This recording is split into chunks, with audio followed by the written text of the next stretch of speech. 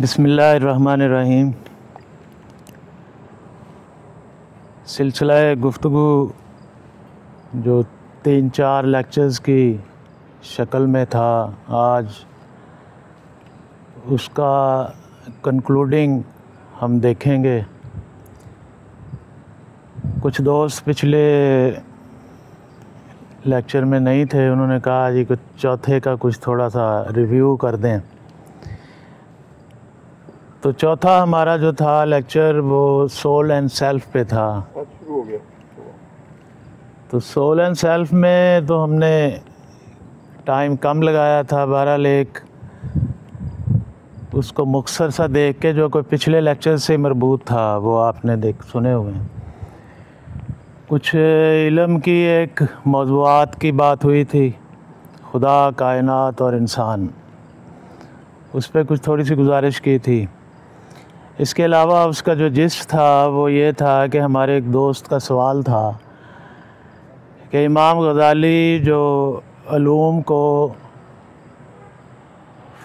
फ़लसफ़ा जो राइज था उस वक्त, कुछ उलूम को उसकी ज़ैल में रखते हैं और कुछ को वो कहते हैं कि उसकी ज़ैल में नहीं आते। तो सांप और लकड़ी वाले मोज़े की कुछ तोज़ी जो उन्होंने 17वें चैप्टर में अपने तहाफ़त वाले में की थी, उस पर एक दोस्त का सवाल था।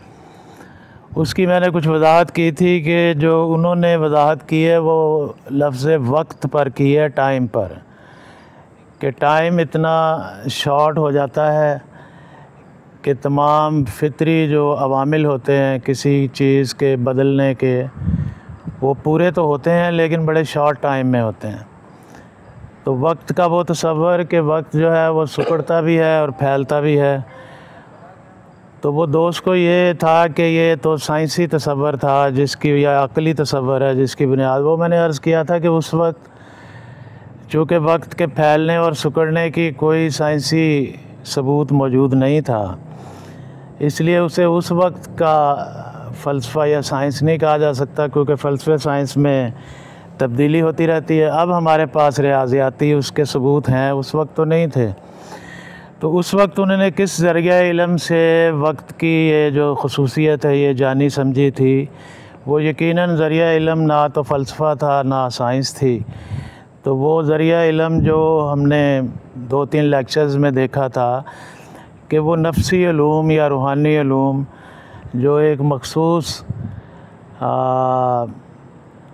कह लें कि मुजाहदात के नतीजे में इंसान की सफ़ाए बातन हासिल होता है, तो उन हज़रात को उन चीज़ों का इल्म उस ज़रिया इल्म से होता था जो उनके दायरा इल्म में वेल डिफ़ाइंड है। यानी वो जिसे मज़हबी या रूहानी तजर्बा कहते हैं, वो जो वक्त का तसव्वुर है वो उनका वहाँ से था। बस ये मेन बात थी।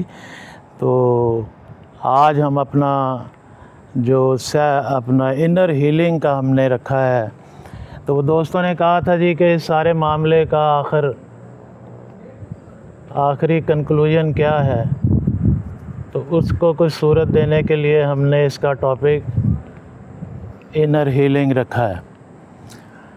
इनर सेल्फ़ हमारा वो सेल्फ़ है जिसे हम मन, दिल, कल्ब, अंदरूनी दुनिया, नफ्सी दुनिया, कई लफ्ज़ों से हम इसे याद करते हैं। उसकी सेहत और उसकी कह लें गैर सेहत की जो हालत है उसको आज थोड़ा सा देखेंगे हम, और इमाम गज़ाली के हवाले से ये करेंगे कि उनका क्या कंट्रीब्यूशन है, उन्होंने ये जो रूहानी या नफ्सी सेहत है इसको कैसे लिया है और उसके लिए क्या तजावीज़ दी हैं उन्होंने, और बीमारियां कौन सी तशख़ीस की हैं, और फिर उनका इलाज क्या बताया है। तो इमाम गज़ाली के हवाले से भी बीच बीच में हम करेंगे कुछ बात की तहकीकात, ख़ास तौर पर इब्न अरबी और बैतुल वजूद के हवाले से उसमें जो इनपुट बाद में हुई उसको भी थोड़ा सा देखेंगे। उसके बाद के भी नफ्सी मुआलिजीन जो अपने अपने वक्त में ये काम करते रहे लोगों का, तो उनकी भी कुछ जो होती है तहकीकात, अगर वो टाइम हुआ तो हम थोड़ा सा उसको टच करेंगे। बस मेन तो ये है कि आखिर इंसान के अंदर हक़ाइक़ जो हैं वो अपनी असली सूरत में ज़ाहिर क्यों नहीं होते, उसके अंदर क्या क्या रुकावटें आ जाती हैं, उसको हम इस लफ्ज़ के साथ मानून करते हैं कि जी वो कुछ नफ्स के अंदर कुछ प्रॉब्लम्स हैं जिन्हें बीमारियां कह लें या कमज़ोरियां कह लें। तो अगर उनको दूर कर लिया जाए तो नफ्स जो है एक आईने की शक्ल में एक सच्ची तस्वीर जो है हक़ाइक़ की वो दिखाता है। बाकी उसकी कन्फर्मेशन जो है वो तो लाज़मी बात है, वो जो हमारे पास शरीयत का इल्म है, कुरान है, सुन्नत है, वो कन्फर्मेशन उसकी वहीं से होती है। कन्फर्मेशन के लिए जो उलूम इस्तेमाल होते हैं ज़ाहिर है वो अपनी हैसियत रखते हैं, उनकी हैसियत जो होती है वो एक मेयार की होती है।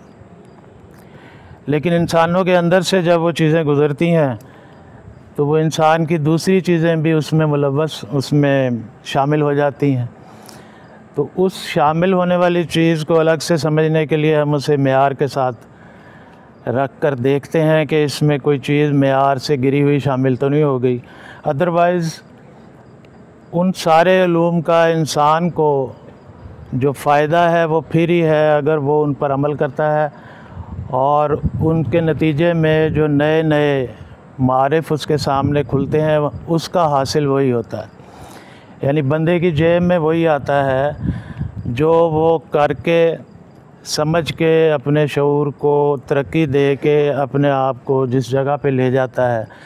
इंसान की अर्निंग या उसकी कमाई वही होती है।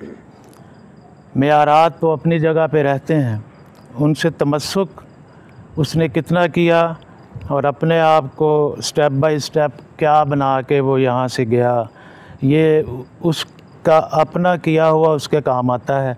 ज़ाहिर है किसी चीज़ के मेयारात पड़े होने से ये मुराद नहीं है कि वो चीज़ें उसके काम आ जाती हैं।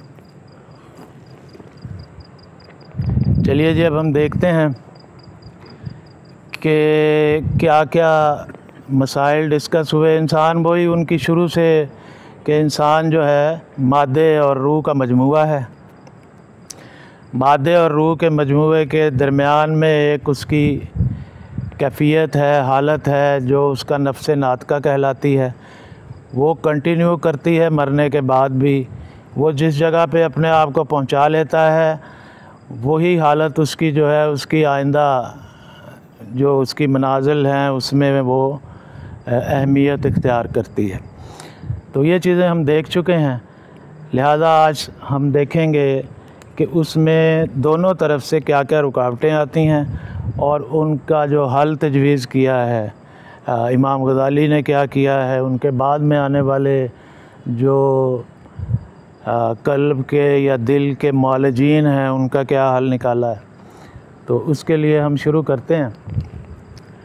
तो उनके नज़दीक ज़ाहिर है बाकी तमाम जो पहले से ज़रूरी चीज़ें हैं वो सारी उनके यहाँ अंडरस्टूड हैं। हम वो समझ के करेंगे कि वो एक पक्के सच्चे मुसलमान हैं, अल्लाह पे ईमान रखते हैं, रसूल पे ईमान रखते हैं, आखिरत पे ईमान रखते हैं। तो ये चीज़ें दोबारा से हमें बयान करने की ज़रूरत नहीं, क्योंकि हम एक मुस्लिम फ़िलासफ़र जो माना ताना उसकी बात कर रहे हैं।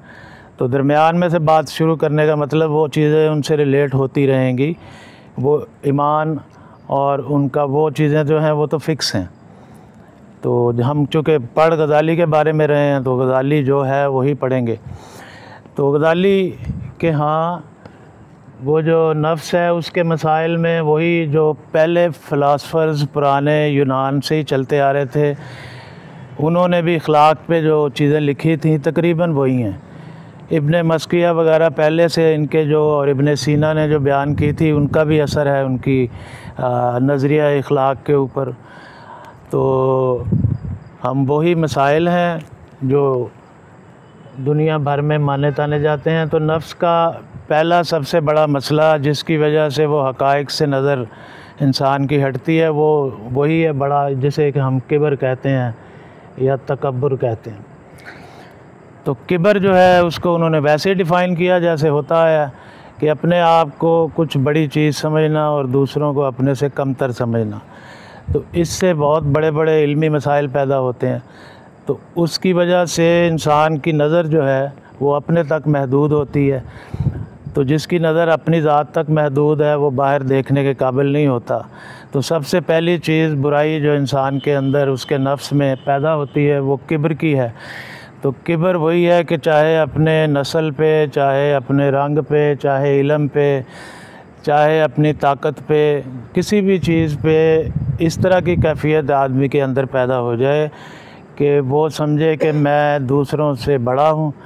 और दूसरा इसका पहलू लाजमी जो इसके साथ जुड़ा होता है वो होता है कि दूसरे मुझसे छोटे हैं, क्योंकि एक इसकी सिंगल फॉर्म भी होती है जिसमें सिर्फ वो अपने आप को बड़ा समझता है, दूसरों को छोटा नहीं समझता। उसे उजब कहा जाता है, वो अलग से एक मसला है। चूँकि हम आज बीमारियों के बारे में बात करेंगे और उनकी हालत बीमारी की और उसकी सेहत की हालत क्या है उसको थोड़ा थोड़ा समझ के फिर हम अपना कंक्लूड करेंगे।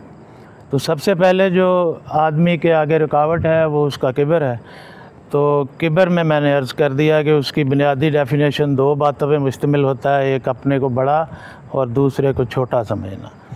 तो अगर एक साइड हो इसकी कि अपने को बड़ा समझता हो, दूसरों के बारे में वो कोई हकारत वगैरह का ना रखता हो, तो उसे उजब कहा जाता है। वो भी एक ख़तरनाक हालत है। बहरहाल किब्र के मुकाबले में क्या पैदा करना है अपने अंदर, वो उन्होंने भी और बाकी जितने हमारे हुक्मा हैं उन्होंने उसको लिखा है कि अपने अंदर इज्ज़ पैदा करना है, इनकसारी पैदा करनी है। मतलब ये है कि आदमी जो है वो दूसरों से अपने को बड़ा ना समझे, कम अज़ कम समझे भी तो बराबर तो समझे। जो अपने आप को दूसरों से छोटा समझना है वो ज़रा मुश्किल काम है, तो उसमें और भी कई मसाइल आ जाते हैं। लेकिन कम अज़ कम ये है कि सबको अपने आप को दूसरों के बराबर समझता हो, ये उसकी हालत सेहत है।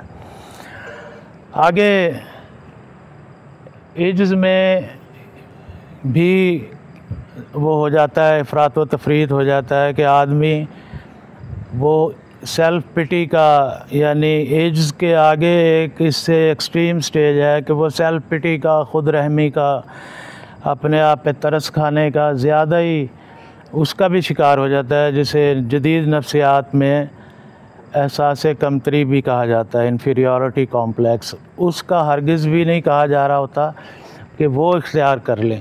दरमियान में एक औसत हालत होती है कि किब्र भी ना हो और अपना इन्फीरियॉरिटी कॉम्प्लेक्स भी ना हो। दरमियान में एक इंसानों के साथ इंसानों की तरह रहने का एक काम सीख जाए। उसके लिए उन्होंने तरीके बताए हैं कि अगर कोई महसूस करे कि उसके अंदर किब्र बढ़ गया है, असल में तो तसव्वुफ़ का सारा निज़ाम जो है एक मालज शेख की मौजूदगी में चलता है कि बाज़ औक़ात इंसान की रीडिंग गलत भी हो जाती है। वो समझ रहा होता है मैं किब्र का शिकार हूँ, लेकिन एक सही मालज की मौजूदगी में वो जानता होता है कि ये है या नहीं है। तो वो भी एक कॉमन बात ही समझ लें कि इस सारी बात में उनका जो पहले ही है कि वो एक शेख जो ये सेहत हासिल कर चुका होता है और अपने शेख से सनद ले चुका होता है, एक मालज जैसे होता है, डॉक्टर होता है, ऐसे ही होता है। लेकिन चूँकि हम इसका सिर्फ यही जानना चाहते हैं कि आखिर किया कराया क्या जाता है, उनका आगे फिर एक सिस्टम है पूरा, तो उसके बाद में कभी मौका मिला तो किब्र की हालत को अपने अंदर से दूर करना और इज्ज़ और इनकसारी पैदा करना, इसके लिए तरीके बहरहाल उन्होंने भी लिखे हैं कि वो लोगों से जो है झुक के मिले, बतकल्लफ अगर उसे लगे कि वो किब्र का शिकार है, उनकी कोई खिदमत करे, उनको पानी पिला दे, उठ जाए उनके लिए। तो इस तरह ज़ाहरी तौर पर ये चीज़ें अपनाने से उम्मीद होती है कि उसके अंदर का जो किब्र है वो टूट जाता है, क्योंकि लोगों के आगे उसकी कोई थोड़ी सी इनकसारी आती है तो वो उसको कंटिन्यू करता है। तो उसके ज़रिए से और बहुत सारे तरीके हैं। हम देखते हैं कि दूसरी तहज़ीबों में, चूँकि हम ये जान चुके हैं कि ये जो तहज़ीब अखलाक का शोबा है इस्लाम में, या सूफिया ने इसको अहमियत दी और स्पेशलिटी के तौर पर किया, तो ये इस्लाम स्पेसिफिक नहीं है। तकरीबन हर इलाके के, हर दौर के, हर मज़हब व मिल्लत के लोगों ने अखलाक को दुरुस्त करने के तरीके सोचे और किया भी। तो हम हिंदू तहज़ीब में देखते हैं कि बुद्ध जो हैं ख़ास तौर पर, उनके यहाँ जो मुरीद होता है उसको भिक्षु बनाते हैं वो। तो भिक्षु बनाने से उनकी मुराद यही होती है कि अंदर का जो तकब्बुर है, गुरूर है, दूसरों से अपने आप को बेहतर समझने की जो है, वो घर घर जाते हैं, मांगते हैं, तो उससे वो एक कहते हैं रिलीफ होता है उससे। लेकिन फिर बात वही है कि वो कई दफ़ा उल्टी तरफ को ज़्यादा हो जाती है। फिर उसके लिए वही है कि एक निगरान होना ज़रूरी है, जो ये देखता रहे कि इसके अंदर तकब्बुर तादील हो गई है, इसकी दरमियानी स्टेज पे आ गया, या उससे आगे कोई तज़ल्लुल नफ्स की शक्ल इख्तियार कर गया है। तो किब्र पे इतनी बात काफ़ी है।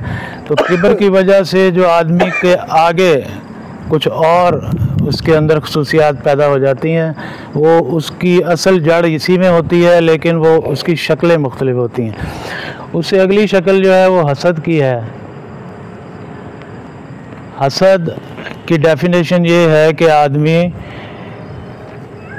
किसी नेमत के लिए ये चाहे कि मुझे मिल जाए, उससे ज़्यादा ये चाहता है कि दूसरे की छिन जाए।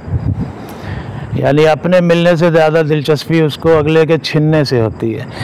अगर उसे ये हो कि इसके पास है, मुझे भी मिल जाए, तो इसे रश्क कहा जाता है, उसे हसद नहीं कहा जाता। हसद उसको कहते हैं कि मुझे मिले ना मिले, उसकी ख़राब हो जाए, वो कहीं ख़त्म हो जाए। तो इस शर्त, यानी ये उसकी बुनियादी डेफिनेशन है जिसमें इंसान दूसरे की नेमत का ज़वाल चाहता है। तो एक बुरी खासियत है इंसान की, तो उसको ख़त्म करके उसके मुकाबले में जो चीज़ पैदा करनी होती है उसे सरूर कहा जाता है। सरूर का मानी है कि दूसरे की नेमत दे के भी उतना ही खुश हो आदमी जितना अपने पास हो। मुश्किल चीज़ है, लेकिन फिर वही किब्र की वजह से आदमी ये समझता है कि चूँकि मैं बड़ा हूँ सबसे, मैं सबसे आला हूँ, इसलिए जो आला चीज़ है वो मेरे पास होनी चाहिए। वो अपना हक समझने लगता है। उसकी बुनियाद भी असल में इसी में होती है, किब्र में ही होती है। तो वो ये किब्र की वजह से ही चाह रहा होता है कि ये अच्छी चीज़ उसको कैसे मिल गई, वो तो मुझसे अच्छा नहीं है, तो वो अच्छा नहीं, उसका हक नहीं बनता, उससे छीने। तो फिर उससे छीनने से मेरी जो मुकाम है, मेरा जो मर्तबा है, वो अपनी जगह पे रहेगा। अगर उसके पास बेहतर चीज़ होगी तो मेरा वो जो किब्र है वो थोड़ा नीचे आ जाएगा। तो उसी के चक्कर में हसद होता है। तो हसद में दोबारा कि उसमें दूसरे की नेमत छीनने का ज़्यादा उसको होता है, अपने मिलने से ज़्यादा। तो तीसरी चीज़ जो है उसे कीना या बुग़्ज़ कहते हैं। कीना ये होता है कि किसी से कोई बदला ना ले सका आदमी, कोई उसके साथ उसकी ख्याल में कोई ज़बरदस्ती कर गया या ज़ोर आजमाई कर गया, और उस वक्त वो कमज़ोर था, वो नहीं उसको बराबर नहीं कर सका या बदला नहीं ले सका। तो अब अपने दिल में वो बात रख लेता है कि जैसे ही मुझे मौका मिलेगा तो मैं वो पुरानी चीज़ का बदला लूँगा। तो वो दिल में जो ले के फिरता है उसे कीना कहा जाता है। तो कीने की मौजूदगी में भी इंसान जैसी चीज़ें हैं वैसे देख नहीं सकता, क्योंकि वो एक ऐनक है, वो लग जाती है, उसे हर वक्त अपने उस बदले का ख्याल रहता है। चुनाचे वो उसके इल्म की राह में, उसकी समझ की राह में, उसकी इखलाक के रास्ते में एक रुकावट बन जाता है। तो कीना जो होता है वो दबी हुई बदले की ख्वाहिश होती है। इसकी भी जड़ निकालते हैं तो वो भी किब्र में से निकलती है कि मैं और मेरे साथ ऐसे क्यों हुआ, आखिर मेरे साथ ऐसे क्यों हुआ। उसके इलाज में भी फिर बुज़ुर्ग लिखते हैं कि फिर वो कुछ थोड़ा सा दुनिया का मुताला करे कि किस किस के साथ क्या क्या होता है। जब बादशाहों की बादशाही, एक दिन पहले बादशाह होते हैं, अगले दिन किसी कैद खाने में सड़ रहे होते हैं। तो जब बादशाहों के साथ इस तरह हो जाता है तो मैं क्या था जो मेरे साथ कुछ हो गया। ऐसी सोचें अपने दिल में पैदा करे, दुनिया के हालात पे गौर करे, ये इलाज उसका लिखा हुआ है। बाकी और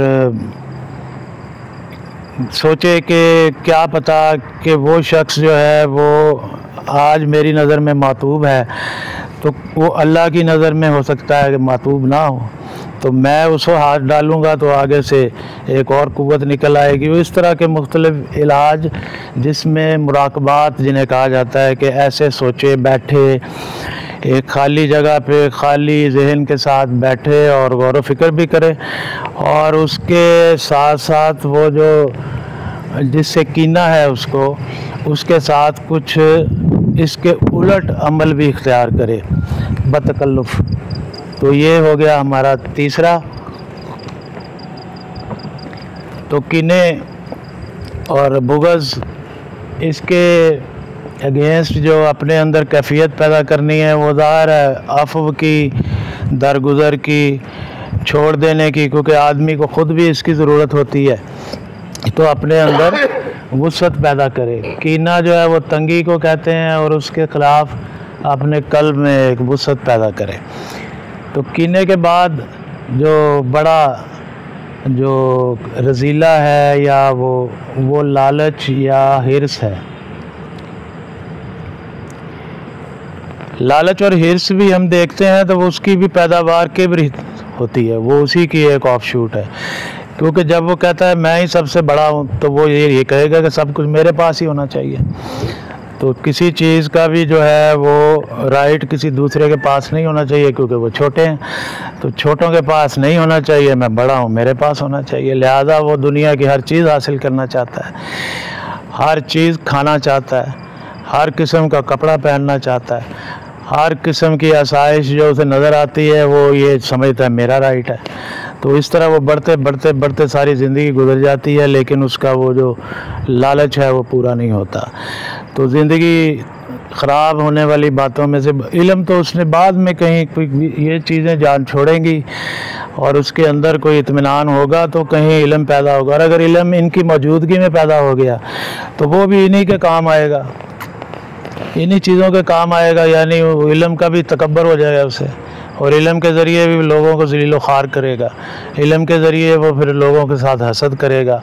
तो इल्म उस वक्त आदमी के लिए फ़ायदेमंद है जब ये रज़ाइल जो उसके अंदर छुपे हुए हैं इनको वो पहले तादील कर ले इनकी, यानी इन्हें दर्जा तादील में ले आए। ये एक बार बार अर्ज़ कर रहा हूँ कि बहुत सारी तहज़ीबें ऐसी हुई कि उन्होंने इनकी ख़तरनाकी देखी और इनको ख़त्म करने के ऐसे दरपे हुए कि फिर वो मोतदल जगह पे रुक नहीं पाए, और वो फिर उस पीछे वाले जो उन्होंने ज़ोर से चले थे उससे आगे निकल गए। मसलन ईसाईयत में जब ये चली तो उन्होंने वो शादी करना, हत्ता कि ये जो बहुत से जोगी हैं ये कानों में वो डाल लेते हैं, कान बंद कर लेते हैं, आँखों में कुछ सिलाइयाँ फेर लेते हैं जली। इस तरह उन्होंने नाकों में गोबर लगाना शुरू कर दिया कि जी खुशबू भी जो है। बल्कि एक मुझे याद आ गया, ये जो ग्रेट प्लेग फैली थी लंदन में, तो उसकी बैकग्राउंड में भी लोग लिखते हैं कि असल में पादरियों ने लोगों को नहाने से रोक दिया था। उन्होंने कहा था नहाना जो है वो नफ्स परस्ती है, उससे नफ्स को लज़्ज़त मिलती है, लिहाजा नफ्स को काबू में रखना चाहिए। चक्कर यही था कि ये ख़त्म करना चाहते थे कि इंसान नफ्स परस्ती, हर वक्त अपनी ख्वाहिशात मज़े के पीछे न पड़े। तो असल में इसी को ख़त्म करने की अफरात व तफरीत में आगे बढ़ गए, यानी दर्जा इत्दाल से आगे चले गए।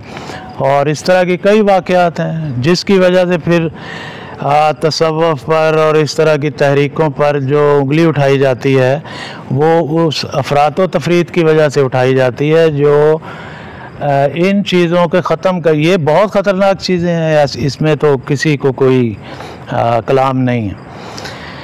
इनको इंसान के अंदर से निकलना चाहिए, ख़त्म करना चाहिए, इंसान का बुनियादी काम है, इसमें भी किसी को कोई कलाम नहीं। उसके ज़राए सबके अपने अपने, लेकिन उसकी हालत इत्दाल क्या है और फिर उसमें तफरीत कैसे हो जाती है, यानी वो फिर एक हद से नीचे जाने से भी फिर यही चीज़ें जो हैं दोबारा आ जाती हैं। यानी वो एक जज्बाती रद्द अमल कह लें, या कह लें कम इल्मी कह लें, या उसे कह लें कि इंसान को बेहतर तरीके से समझ ना सकने की वजह से वो अफरात व तफरीद पैदा होती है। तो उसकी वजह से बहुत सारी चीज़ें हैं जो हम देखते हैं कि तसव्वुफ़ वालों पे या सूफिया पे जो इल्ज़ामात लगते हैं वो असल में इन चीज़ों को कंट्रोल करने में हद से ज़्यादा, यानी एक लिमिट से आगे जाने वाले जो हैं उसमें उनकी वजह से होती है। तो लालच और हिर्स की जगह पे जो चीज़ इंसान के अंदर पैदा होनी है वो है क़नाअत। क़नाअत बाय डेफिनेशन ये है कि आदमी अपनी ज़रूरियात तक महदूद रहे, यानी माल की तलब उतनी रखे जिससे उसकी ज़रूरियात पैदा हों, ज़रूरियात पूरी हों। तो ज़रूरियात जो है दुनिया में मानी तानी है कि आदमी को कुछ मौसम की सख्तियों से बचने के लिए कुछ एक छत की ज़रूरत होती है, तो वो उसकी नेचुरल ज़रूरत है उसकी। तो वो कच्ची झोंपड़ी हो, छपरा हो, पक्का मकान हो, जो भी हो, बहरहाल उसकी ज़रूरत है। दूसरा, उसे बदन ढांकने के लिए कुछ कपड़ा चाहिए होता है। तीसरा, उसे कुछ दिन में जो तवानाई चाहिए उसे चलने फिरने के लिए, उसके लिए कुछ खाना पीना चाहिए होता है। तो उसकी जो मिकदार जिससे वो ज़िंदा रह सकता है, अपना कामकाज कर सकता है, वो तो ज़ाहिर हम सब समझते हैं कि वो बहुत थोड़ी सी है। 2-4 जोड़े हैं, एक कमरा है और 2 वक्त की रोटी है, वो ज़रूरत है। उसके बारे में किसी को नहीं कलाम, कोई दुनिया का मज़हब, कोई दुनिया का कुलिया कायदा ये नहीं कहता कि ज़रूरियात भी आदमी को नहीं होती, वो होती हैं। उससे आगे एक दरवाज़ा खुलता है ख्वाहिशात का। तो ख्वाहिशात जो हैं वो पहले थोड़ी सी शुरू होती हैं, उसके बाद फिर वो अपनी जगह बनाती जाती हैं। फिर वो ख्वाहिशात जो हैं वो आराइशें बन जाती हैं, आलाइशें बन जाती हैं, और एक लंबा सिलसिला है जिसके बारे में आदमी का तजर्बा ये है कि अगर आदमी ने एक फैक्ट्री लगा ली है तो कुछ साल बाद वो कहता है इसका ख़र्चा निकालने के लिए एक और लगा लेता हूँ। इस तरह करते करते सारी ज़िंदगी बीत जाती है। हदीस शरीफ में आया कि अगर पूरी ज़मीन भी एक आदमी को मिल जाए तो वो कुछ देर बाद एक और मांगेगा वैसी, और उसका पेट नहीं भरता जब तक कि उसको मौत और मिट्टी जो है उसका मुंह ना भर दे कब्र की। तो ख्वाहिशात की कोई लिमिट नहीं है, ज़रूरियात की लिमिट है। लालच और हिर्स से बचने का तरीका यही है कि आदमी अपनी ज़रूरियात को समझे। जो बहुत ज़रूरी आजकल की थोड़ी बहुत आसानियां हैं जिसके बग़ैर अब हमारा जिस्म जो है वो भी अब ज़रूरियात की, ये आगे जो इन उलूम के मुज्तहिदीन हैं वो बेहतर जानते हैं कि आगे उस आदमी के लिए जिसे पहले सहूलत कहा जाता था अब वो ज़रूरत के दर्जे में आ गई है, या किसी आदमी के लिए अभी नहीं आई है। तो वो भी मसला वही है कि वो ये मामला भी मालज पर है। तो लेकिन हम चूँकि इसको एक ओवरव्यू कर रहे हैं इसका,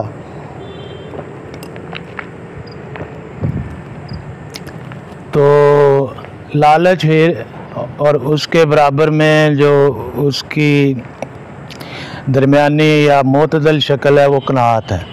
क़नाअत का मतलब यही है कि ज़रूरियात पर अपने आप को ब्रेक लगाए, और उसके बाद जो वक्त बचे उसे अपने आला जो उसकी सलाहियतें हैं उसके अंदर हैं, यानी अपने जहन की कोई ज़रूरियात पूरी करने में लगाए, कुछ सीखने में लगाए, कुछ इल्म में लगाए, फिर अपनी रूह का कुछ वक्त निकाले, उसकी देखभाल करे, तो अपने खालक को समझे माने। अगर इसी चक्कर में पड़ा रहा तो फिर तो उसे उसके पास वक्त ही नहीं होगा।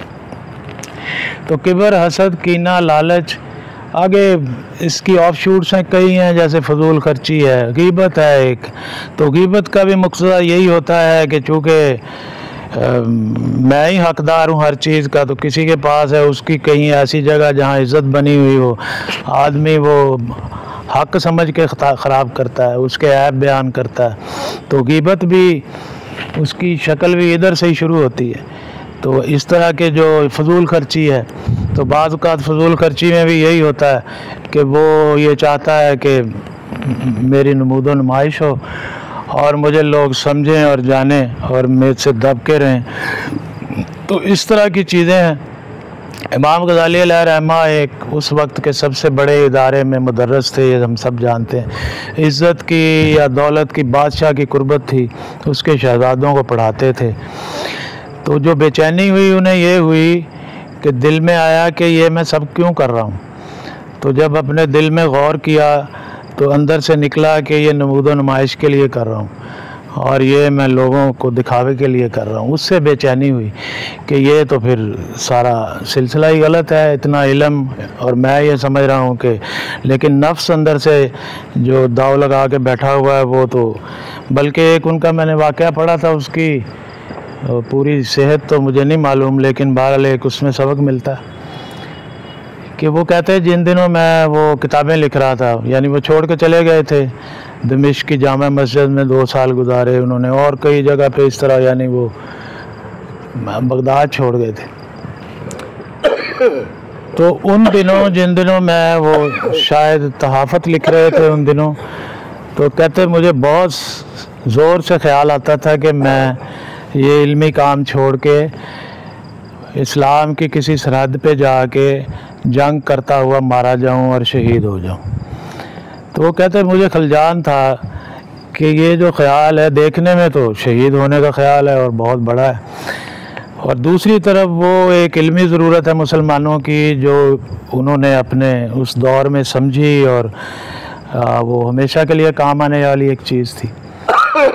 तो इस वो कहते हैं मैं कश्मकश में रहा और अल्लाह से दुआ करता रहा कि इसकी हकीकत मुझे समझा दें, वरना मतलब 2 बड़े अपोजिट ख्याल हैं। एक कि मैं बैठ के कुछ फ़लसफ़े का हल लिखूं, दूसरा ये है कि मैं शहीद हो जाऊं जाके।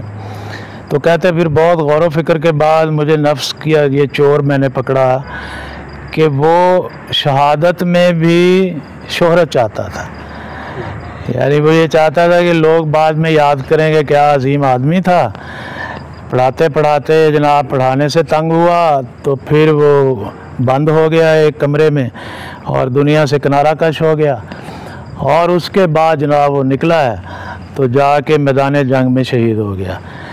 फिर असल नुक्ता जो उन्होंने कहा कि देखे ये इतना चक्करबाज है कि उस शोहरत का लालच दिला रहा था जो मरने के बाद मिले यानी जिसका मज़ा भी नहीं मैं ले सकता। यानी वो एक तो वो शोहरत है ना कि ज़िंदा होते तो शोहरत मिलती। तो नफ्स की पेचीदगियाँ ऐसी हैं कि वो आपको पसे मर्ग भी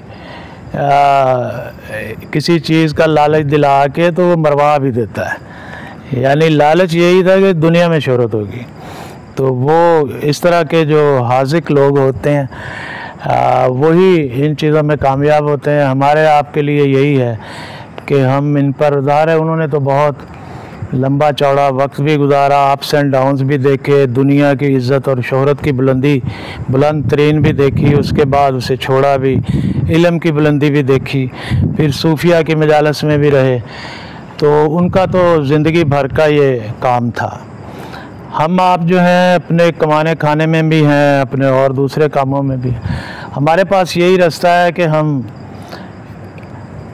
कोई हाज़िक अपने दौर का कोई ढूंढ लें और उसके साथ मशवरे में रहें और अपनी इस तरह की जो हालतें हैं वो बयान करें, क्योंकि ये निकालनी बहुत ज़रूरी है। इनके साथ आदमी कुछ भी दुनिया आखिरत का हासिल नहीं कर सकता, ये बात है, क्योंकि वो ऐसी चीज़ के पीछे लगा हुआ है जो हकीकी नहीं है। यानी तकब्बर वो चीज़ है जो कभी भी इंसान के लिए ज़ेब नहीं उसको देती, कि उसकी हालत ऐसी है इस दुनिया में कि एक जिस्म लगा हुआ है जो कभी बीमार है, कभी कुछ है, कभी उसे कुछ है। जहन भी ऐसी हालत में है कि जिस्म कई दफ़ा उसको चलने देता है, कई दफ़ा नहीं चलने देता। ज़रूरियात लगी हुई हैं, परेशानियां लगी हुई हैं, हर वक्त आदमी एक घेरे में रहता है। तो घेरे में रहते हुए अपनी देखभाल उसके लिए मुश्किल है। तो अपनी देखभाल के लिए उन लोगों से कंसल्ट करना चाहिए जिन्होंने सारी ज़िंदगी यही काम किया होता है। अपने लिए भी फिर लोगों के लिए करते हैं, तो ये तो एक अलग से बात है। लेकिन अगर आदमी को कोई ऐसा बंदा नहीं मिलता जो उसे गाइड कर सकता हो, इसमें भी एक सवाल है कि उसके लिए कोई अल्लाह का वली होना ज़रूरी है, कि उसको वलायत भी मिली हुई हो और फिर हम उसके पास जाएं। तो मशाइख इसमें लिखते हैं कि ये ज़रूरी नहीं है, वो अपने फ़न का बस माहिर होना चाहिए, उसे वो काम आना चाहिए। जैसे एक डॉक्टर है, हम देखते हैं कि वो डॉक्टर अच्छा है, दवाई देता है, अक्सर मरीज़ उससे ठीक हो जाते हैं। हम ये नहीं देखते उसे खुद को क्या बीमारियां हैं, कि वो हो सकता है टीबी का मरीज़ हो, खुद हो सकता है खुद वो फालज का मरीज़ हो। यहाँ हमारे यहाँ एक डॉक्टर साहब हैं, तो वो नुस्खे में ज़ाहिर बेहतरीन है, बाकी अपनी उनकी सेहत ठीक नहीं है। तो इसी तरह अगर उस मामले में ये सवाल होता है कि फिर उस बंदे की भी ये सारी परफेक्ट वो करने की कोशिश कर रहा होगा हमारी तरह, लेकिन अगर वो परफेक्ट नहीं भी मिलता लेकिन लोगों का काम ठीक कर देता है, तो उसको तसव्वुफ़ की ज़ुबान में शेख कहा जाता है, और जिसकी हम तलाश करते हैं उसे तसव्वुफ़ की ज़ुबान में वली कहा जाता है। तो शेख के लिए वली होना ज़रूरी नहीं है, अगर शेख वली भी हो तो फ़ायदा ज़्यादा हो जाता है। तो ये आज का जो इनर हीलिंग का और उसकी बीमारियों का मुख्तसर सा आज जो हमने देखा है, उनकी हालत बीमारी की क्या होती है और सेहत की हालत क्या होती है, तो उसमें मेरा ख़्याल है कि आज का जो टॉपिक है हमारा वो पूरा हो गया। बाकी जो होंगे वो फिर इंशाल्लाह सवाल जवाब होंगे।